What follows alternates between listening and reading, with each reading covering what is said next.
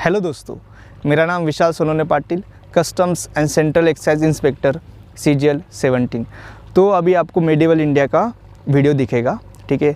तो ये वो स्टार्ट करने से पहले मैं जो बोल रहा हूँ ना उसको पेशेंस से सुनो 2 मिनट के लिए, ठीक है। तो आपको बहुत ज़्यादा फ़ायदा हो जाएगा। तो अभी हमने मेडिवल इंडिया का ऑडियो डाला था टेलीग्राम पे, वही ऑडियो हम बहुत ही अच्छे से अभी यहाँ पे लाने वाले हैं।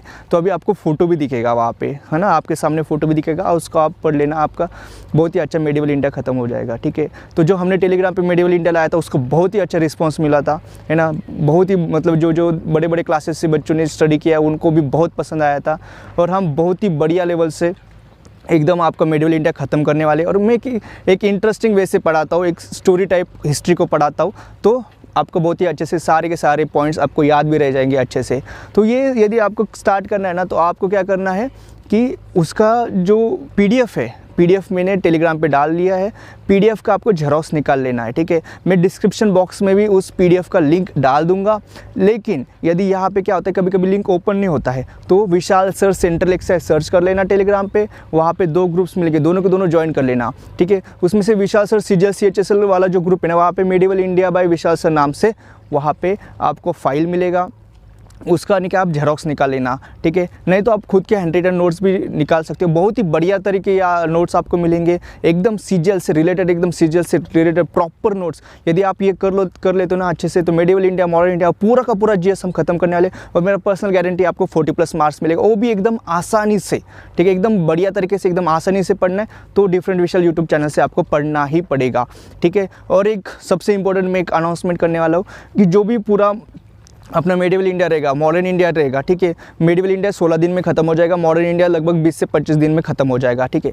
तो जो भी बंदा ये दोनों के दोनों वीडियोस पे हर रोज़ कमेंट करेगा, ठीक है, तो ये मेडिवल इंडिया और मॉडर्न इंडिया ख़त्म होने के बाद मैं उसको पर्सनली गाइड करूँगा, उसको पर्सनली मैं सब टाइम टेबल बना दूंगा, ठीक है। जो भी हर रोज़ उसको ये करेगा, हर रोज़ उसको कमेंट करेगा। और यदि ज़्यादा बच्चे होते हैं जो हर रोज़ कमेंट करते हैं, है ना, तो फिर उसमें से मतलब 10 बंदे, 15 बंदे, 20 बंदे जो भी है जो हर रोज़ कमेंट कर रहे हैं, उसमें से फिर मैं लकी ड्रॉ निकाल के 2 बंदों को सेलेक्ट करूँगा और उनको मैं पूरा का पूरा गाइड करूंगा। मतलब मैं हर वीक में उनसे बात करूंगा, सब कुछ उनका पूरा का पूरा CGL 2020 का पूरा गाइडेंस का रिस्पॉन्सिबिलिटी मेरा रहेगा, उनका पूरा का पूरा सिलेक्शन का रिस्पॉन्सिबिलिटी मेरा रहेगा। तो आपको यही करना है कि हर रोज़ वहाँ पे कमेंट करना है, ठीक है। और अभी चलो हम मेडिवल इंडिया स्टार्ट कर देते हैं। चलो स्टार्ट करते हैं। मध्यकालीन भारत। मध्यकालीन भारत में हमें सारे जो भी मुस्लिम रूलर्स आए थे ना इंडिया में, मेडिवल इंडिया में, उन सभी का हमें स्टडी करना है। और बहुत ही इंटरेस्टिंग टॉपिक है और बहुत ही आसान टॉपिक है।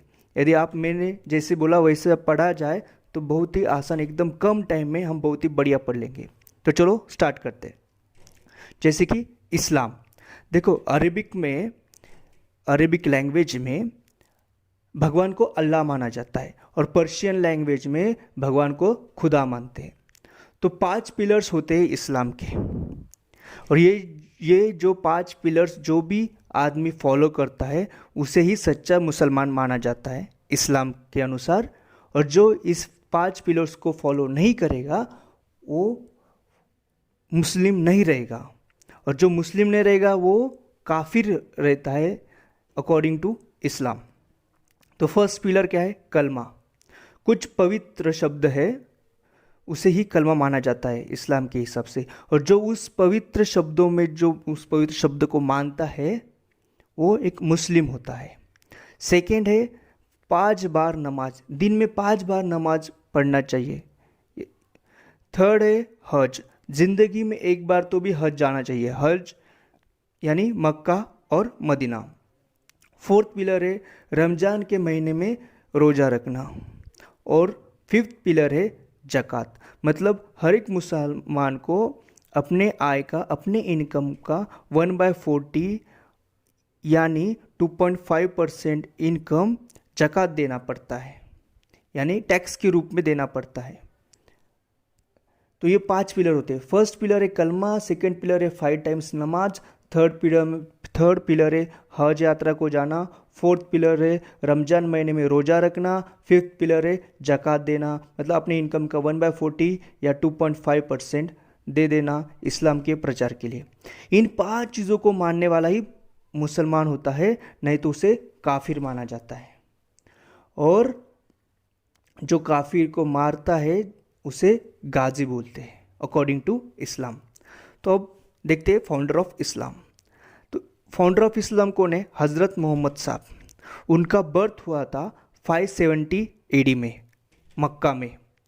570 एडी में मक्का में हज़रत मोहम्मद साहब का बर्थ हुआ था। और 610 में उनको एनलाइटमेंट प्राप्त हुआ था हीरा गुफा में, हीरा केव में। 610 में हज़रत मोहम्मद साहब को महाज्ञान यानी एनलाइटमेंट की प्राप्ति हुई थी। देन 622 एडी मतलब 622 ईस्वी सन में मक्का टू मदीना हज़रत मोहम्मद साहब ने जर्नी किया था, मक्का टू मदीना, और उसी जर्नी को हिजारत कहते हैं। 622 में मोहम्मद साहब ने जो मक्का टू मदीना जर्नी किया था उसी जर्नी को हिजारत कहते हैं। हज़रत मोहम्मद साहब का बर्थ मक्का में हुआ था और उनका डेथ मदीना में हुआ था। और उसी 622 ईस्वी सन को 622 एडी को ईडी से हिजरी सम्मत स्टार्ट होता है। हिजरी सम्मत इस्लाम का कैलेंडर माना जाता है। तो हज़रत मोहम्मद साहब का जब डेथ हुआ था तब उनका उत्तराधिकारी कौन रहेगा, उनका सक्सेसर कौन रहेगा, इसके बारे में बहस हुई थी। और हज़रत मोहम्मद साहब के सक्सेसर को खलीफा माना जाता है। तो सबसे पहले खलीफा बने अबू बकर, देन सेकेंड खलीफा उमर, उसके बाद उस्मान, और फोर्थ खलीफा बने थे अली। तो कुछ मुसलमान में जो कुछ ऐसे लोग थे 15 to 20% वो मानते थे कि हम अली को पहला खलीफा मानेंगे, और रिमेनिंग 80% लोग थे वो बोल रहे थे कि हम अबू बकर को पहला खलीफा मानेंगे। तो जो अली को पहला खलीफा मानते उन्हें शिया कहा जाता है, और जो अबू बकर को पहला खलीफा मानते उन्हें सुन्नी कहा जाता है। तो ये ऐसे दो कम्युनिटी बनी इस्लाम में, और इन दो कम्युनिटी के अंदर बहुत ही बड़ा वाद विवाद होता रहता है, बहुत ही बड़े झगड़े हैं। तो क्या हुआ था, जो और अली दामाद थे हज़रत मोहम्मद साहब के, और अली को फर्स्ट खलीफा कौन मानते? शिया मानते हैं। अली के एक बेटे थे हुसैन, उनकी मृत्यु एक बगदाद के एक शासक थे उन्होंने किया था। तो सुन्नी ये मानते कि शियाओं के कारण हुसैन की मृत्यु हो गई थी। तो इसी कारण इनके दोनों के बीच में बहुत बड़े झगड़े हुए और वो आज भी चलते हैं। तो मुहर्रम जो माना जाता है वो हुसैन की मृत्यु के दिन पे माना जाता है मुहर्रम, और वो कौन मानते हैं? शिया कम्युनिटी वाले मानते हैं, जो कि अली को फर्स्ट खलीफा मानते हैं, वो मुहर्रम बनाते हैं।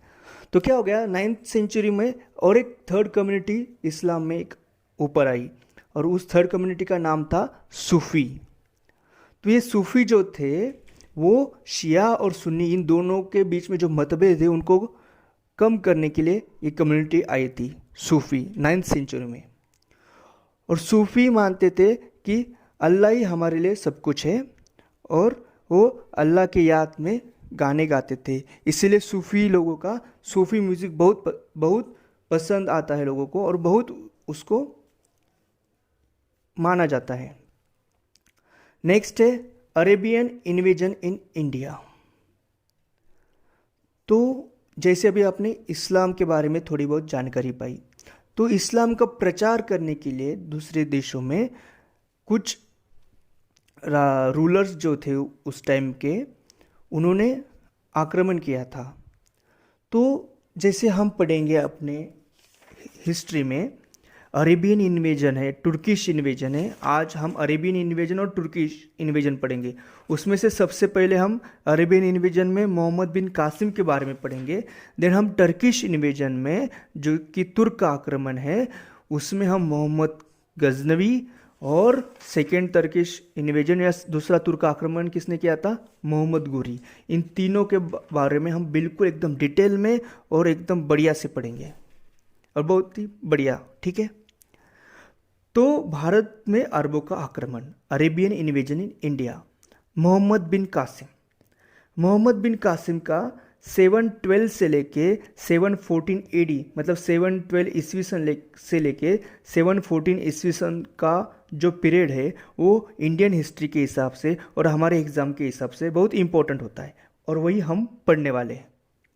तो देखो, खलीफा जो थे, मोहम्मद साहब के जो सक्सेसर थे खलीफा, वो बगदाद में रहते थे और उनका खलीफा का जो गवर्नर था वो अरब का रूलर रहता था।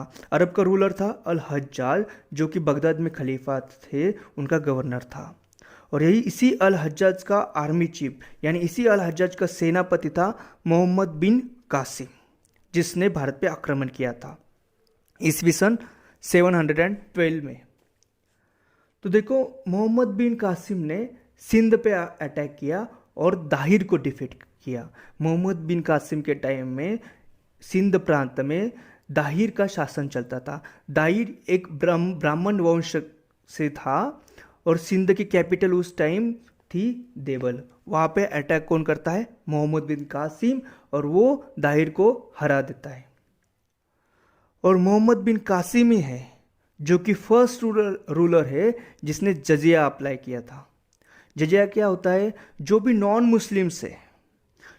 मुस्लिम्स है उन्हें अपने इनकम का 1/2 से लेके 2/3 पार्ट देना पड़ेगा मोहम्मद बिन कासिम को। ये होता है जजिया। ये तो आपको एग्जाम में पूछा जाएगा, बताओ कौन सा ऐसा फर्स्ट रूलर है जिसने जजिया टैक्स अप्लाई किया था? तो नाम आएगा मोहम्मद बिन कासिम, जो कि फर्स्ट मुस्लिम अटैकर है, जिसने जो पहला ऐसा मुसलमान है जिसने अटैक किया था इंडिया पे। कौन? मोहम्मद बिन कासिम। तो सबसे पहले कौन आए थे इंडिया में? अरब आए थे मोहम्मद बिन कासिम के साथ। तो गोल्डन कॉइन का मोहम्मद बिन कासिम ने गोल्डन कॉइन का इशू किया था। He issued golden coins in India, और इसी गोल्डन कॉइन्स को क्या बोला जाता है? Dirham coins. और मोहम्मद बिन कासिम ने ही अरेबियन हॉर्सेस यानी अरबी घोड़े इंडिया में लाए थे। और इसी मोहम्मद बिन कासिम ने हार्वेस्टिंग ऑफ डेट्स स्टार्ट किया था, मतलब खजूर की खेती स्टार्ट की थी। और उसने कैमल हस्बेंड्री भी स्टार्ट कर दी थी इंडिया में, यानी ऊंट पालन भी स्टार्ट कर दिया था। और जो मानसून शब्द है वो एक अरेबिक वर्ड है। और अरेबिक जो थे उन्होंने सबसे पहले एटलास का निर्माण किया, यानी मानचित्रवाली का निर्माण किया। तो मोहम्मद बिन कासिम के यही पॉइंट है, यही हमको याद रखने हैं। इससे ऊपर आपको एक भी पॉइंट याद बिल्कुल भी नहीं रखना है, ठीक है? इसी को बार बार रिवाइज करना है, ठीक है? मोहम्मद बिन कासिम 712 में इंडिया में आए थे। वो फर्स्ट अरेबियन थे जिन्होंने अटैक किया था। एक्चुअली वो फर्स्ट मुस्लिम थे जिन्होंने अटैक किया था इंडिया पे। देन हम सेकेंड देखेंगे, तुर्किश इन्वेजन इन इंडिया। अब अरबों का आक्रमण खत्म हो गया, अब सेकेंड जो इंडिया में आक्रमण करेंगे वो तुर्क रहेंगे।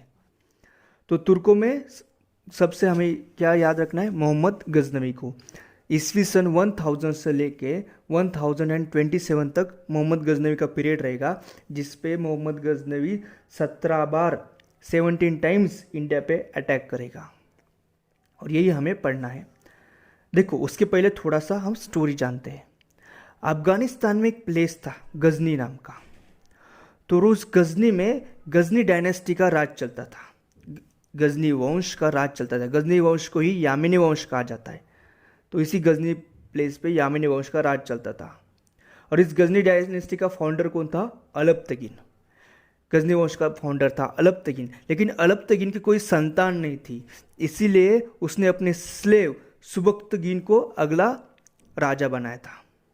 तो अभी गजनी डायनेस्टी का राजा कौन बन गया है? सुबक्तगिन। और ये सुबक्तगिन ही था जिसने बहुत बार इंडिया पे अटैक किया, लेकिन वो सफल नहीं हो पाया। तो एक्चुअली फर्स्ट तुर्की सुबक्तगिन है, लेकिन वो सक्सेसफुल नहीं रहा है।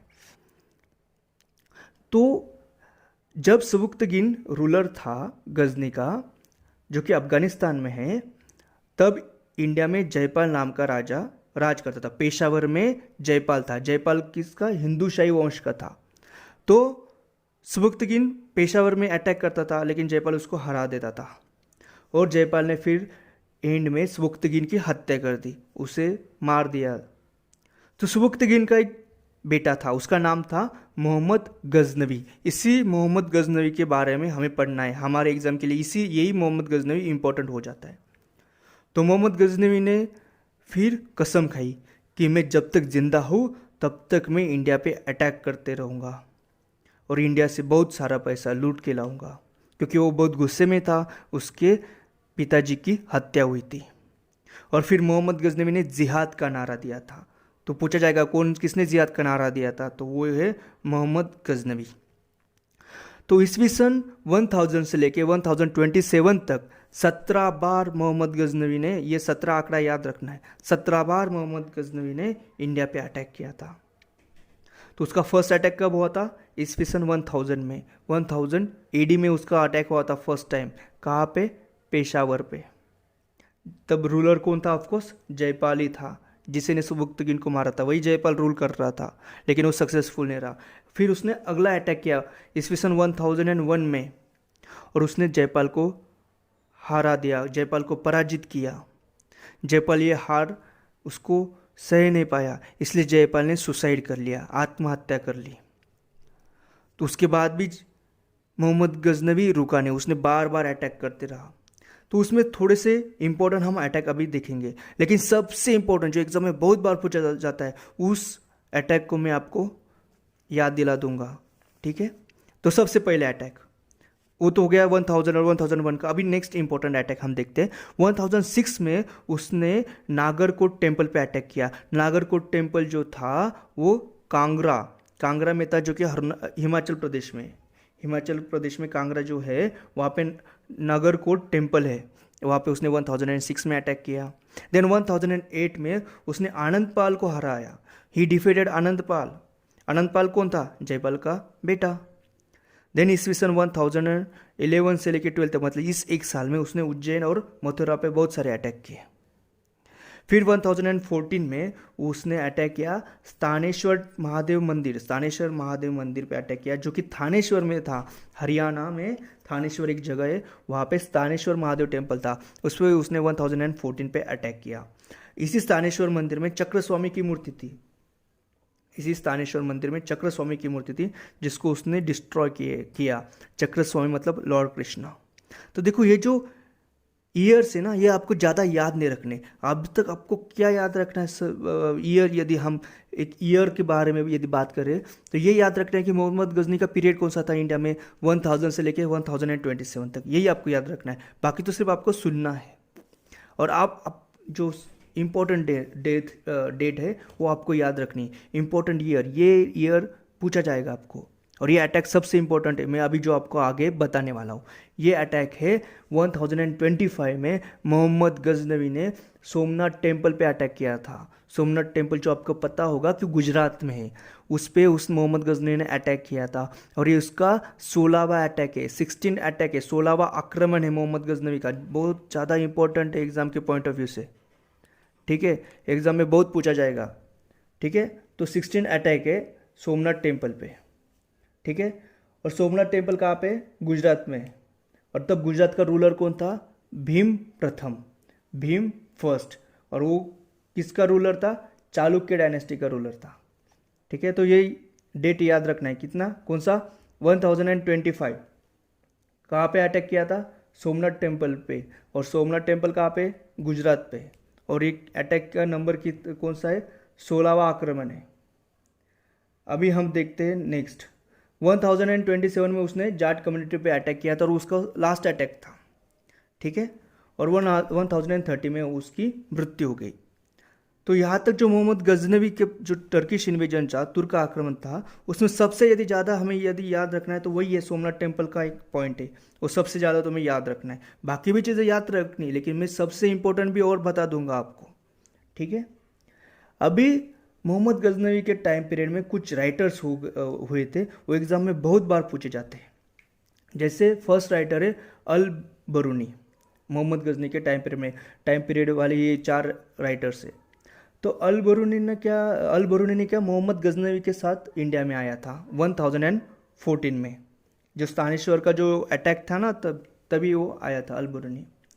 तो अल बरूनी ने किताबुल हिंद नाम की बुक लिखी थी। किताबुल हिंद को ही तहकीक हिंद बोला जाता है। तो आपके एग्जाम में पूछा जाएगा कि किताबुल हिंद किसने लिखी है, तो लिखी है अल बरूनी ने।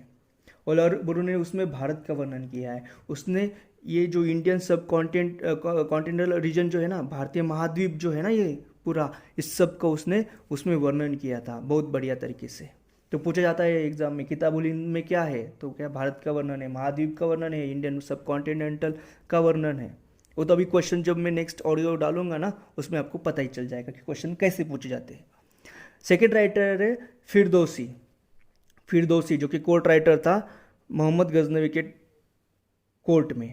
फिरदौसी ने कौन सा बुक लिखा है, शाहनामा। पूछा जाता है कि शाहनामा बुक किसने लिखी है, फिरदौसी। देन थर्ड राइटर है उताबी राइटर है। उसने कौन सी बुक लिखी है, चचनामा बुक लिखी है। उताबी ने चचनामा बुक लिखी है जो कि पर्शियन लैंग्वेज में थी। और फोर्थ राइटर है व्याकी का बुक कौन सा है, तारिक सुबक्तगीन मतलब सुबक्तगीन की बायोग्राफी है, व्याकी ने लिखे। तो यही 4 राइटर याद रखने हैं, बाकी और कुछ याद नहीं रखना है मोहम्मद गजनवी के टाइम पीरियड वाला, ठीक है। और मोहम्मद गजनवी फर्स्ट मुस्लिम था जिसने सुल्तान एंड गाजी की उपाधि ली थी इंडिया में। फर्स्ट मुस्लिम था इंडिया में जिसने सुल्तान और गाजी की उपाधि ली थी, इसीलिए इसको क्या मोहम्मद सुल्तान भी बोला जाता है, मोहम्मद गजनवी को, ठीक है। उसने सुल्तान और गाजी दोनों उपाधि ली थी, मोहम्मद गजनवी, याद रखो। अभी हमने फर्स्ट अरेबिक इन्वेजन किया जिसमें हमने मोहम्मद बिन कासिम के बारे में पढ़ा। फिर हमने अरेबिक इन्वेजन के बाद हमने तुर्किश इन्वेजन स्टार्ट कर दिए। उसमें हमने फर्स्ट तुर्किश इन्वेजन किया जिसमें हमने मोहम्मद गजनवी के बारे में पढ़ा। और मोहम्मद गजनवी का सबसे इम्पोर्टेंट क्या था, सोमनाथ टेम्पल का अटैक, ठीक है, जब रूलर था भीमवन चालुक्य डायनेस्टी का, वो सबसे इंपॉर्टेंट पॉइंट हो जाता है। और राइटर्स भी याद रखना है, बाकी तो सब याद ही रखना है, ऐसा नहीं कि भूल नहीं जाना है, लेकिन डेट यदि तुम्हें याद रखना है ना तो सबसे इंपॉर्टेंट है 1025, ठीक है। देन सेकेंड टर्किश इन्वेजन, दूसरा तुर्क आक्रमण, तो वो किसने किया था, मोहम्मद घोरी ने किया था, मोहम्मद घोरी। इसका टाइम पीरियड है 1175 से लेके 1206 तक। मोहम्मद घोरी का जो टाइम पीरियड हमें याद रखना है इंडियन हिस्ट्री के और अपने एग्जाम के पॉइंट ऑफ व्यू से, वो है 1175 से लेके 1206 तक। तो मोहम्मद घोरी गजनी प्लेस है ना, वहीं पे वो था, वहाँ पे गौर वंश चलता था और उसी गौर वंश का मोहम्मद घोरी है। और मोहम्मद घोरी शंसबानी टर्किश भी है मोहम्मद घोरी। कहाँ से फिर वो मोहम्मद घोरी शंसबानी टर्किश भी है और प्लेस कहाँ से, वही गजनी से है। और कौन सा वंश है मोहम्मद घोरी का, गौर वंश, याद रखने में बहुत आसान है, गौर वंश, ठीक है। जैसे कि तुम्हारा मोहम्मद गजनवी था फर्स्ट जिसने तुर्किश इन्वेजन किया था, वो था गजनी डायनेस्टी का। देखो ना, गजनी डायनेस्टी इसलिए उसको गजनवी बोला जा रहा है, ये गौर वंश का या गौर डायनेस्टी इसलिए उसको गौरी बोला जा रहा है, बहुत आसान है याद रखना। तो मोहम्मद घोरी ने फर्स्ट अटैक किया था 1175 में मुल्तान पे, फर्स्ट अटैक 1175 में मुल्तान में किया था। वहाँ पे करमाती जाति के मुसलमान रहते थे, करमाती जाति के। फिर 1178 में उसने गुजरात पे अटैक किया, 1178 में उसने गुजरात पे अटैक किया और तब गुजरात का रूलर था भीम द्वितीय या भीम सेकेंड। और भीम द्वितीय किसका, कौन से डायनेस्टी का था, चालुक्य डायनेस्टी का। जैसे देखो मोहम्मद गजनवी के पीरियड में गुजरात का रूलर था भीम प्रथम, सेम चालुक्य डायनेस्टी। और गजनवी के टाइम पीरियड में कौन था रूलर, भीम, गुजरात का रूलर था भीम द्वितीय, जो कि कौन सा है, चालुक्य डायनेस्टी, सेम डायनेस्टी। लेकिन यहाँ पे अभी भीम द्वितीय ने मोहम्मद घोरी को हराया था, भीम द्वितीय ने मोहम्मद घोरी को हराया था, तो उसका डिफीट हुआ था, मोहम्मद घोरी हारा था भीम द्वितीय से। आपको पूछा जाएगा कि बताओ फर्स्ट इंडियन कौन सा है जिसने मोहम्मद घोरी को हराया था, या फर्स्ट राजपूत रूलर कौन सा है जिसने मोहम्मद घोरी को हराया था, तो उसका आंसर भीम द्वितीय है, ना ही पृथ्वीराज चौहान। बहुत सारे बच्चों को लगता है कि पृथ्वीराज चौहान होगा, लेकिन नहीं, ये एक ट्रिकी क्वेश्चन है, इसका आंसर है भीम द्वितीय, बहुत अच्छे से याद रखो, ठीक है। यह फर्स्ट डिफीट थी, फर्स्ट पराजित हुआ था मोहम्मद घोरी, ठीक है, भीम द्वितीय से। 1179 में मोहम्मद घोरी ने सिंध और कश्मीर को जीत लिया, ठीक है। तो उसी टाइम में नॉर्थ इंडिया यानी उत्तर भारत में एक चौहान डायनेस्टी चलती थी, चौहान वंश से चलता था। ये चौहान वंश दिल्ली, अजमेर, सांभर इस इलाके पे राज करते थे। तब चौहान वंश का राजा कौन सा था? पृथ्वीराज चौहान तृतीय, पृथ्वीराज चौहान तृतीय, पृथ्वीराज चौहान 3, ये इस वक्त राजा था। और पृथ्वीराज चौहान के दरबार में एक बहुत ही बढ़िया राइटर थे, उनका नाम था चंद्रबरदाई। चंद्रबरदाई राइटर थे पृथ्वीराज चौहान के कोर्ट में, पृथ्वीराज चौहान के दरबार में। और चंद्रबरदाई राइटर थे, उन्होंने एक बुक लिखा था पृथ्वीराज रासो। तो एग्जाम में पूछा जाता है कि पृथ्वीराज रासो किसने लिखा? तो आंसर है चंद्रबरदाई। चंद्रबरदाई किसके कोर्ट में थे? तो पृथ्वीराज चौहान तृतीय के कोर्ट में थे। ठीक है। और ये भी पूछा जाएगा कि पृथ्वीराज चौहान किसके कंटेम्प्रेरी, पृथ्वीराज चौहान किसके समकालीन है? मोहम्मद घोरी के समकालीन है। और अभी मैं आगे जो बताने वाला हूँ वो बहुत ही सबसे इम्पोर्टेंट है आज का। क्या है? 1191। ये ईयर याद रखो, बहुत बार एग्जाम में पूछा जाता है। 1191 में फर्स्ट बैटल ऑफ तराइन हुआ था। ये याद रखना है, तराइन का प्रथम युद्ध। ये जो मैं बोल रहा हूँ ना, तराइन का प्रथम युद्ध या फर्स्ट बैटल ऑफ तराइन, ये जो है ना, ये इसको याद रखो कि पूछा जाएगा कि फर्स्ट बैटल ऑफ तराइन कब हुआ था? तो 1191 में। किसके बीच में हुआ था? तो मोहम्मद घोरी और पृथ्वीराज के बीच में हुआ था। और फर्स्ट बैटल ऑफ तराइन में विनर कौन था? पृथ्वीराज। पूछा जाएगा कि विनर कौन था? तो विनर कौन है? पृथ्वीराज। ठीक है। तो फर्स्ट बैटल ऑफ तराइन तो घोरी हार गया, फिर वापस चला गया। तभी कन्नौज में इसी टाइम पे कन्नौज नाम की एक जगह है, वहाँ पे गढ़वाल डायनेस्टी थी, गढ़वाल वंश था।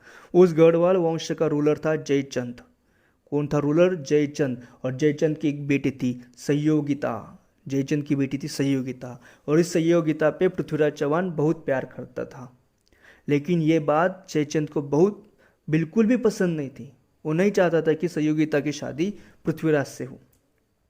तो इसीलिए फिर जयचंद ने ये सोचा था कि हम घोरी को अभी साथ देंगे, घोरी की हेल्प करेंगे पृथ्वीराज को हराने के लिए, उसकी मृत्यु के लिए।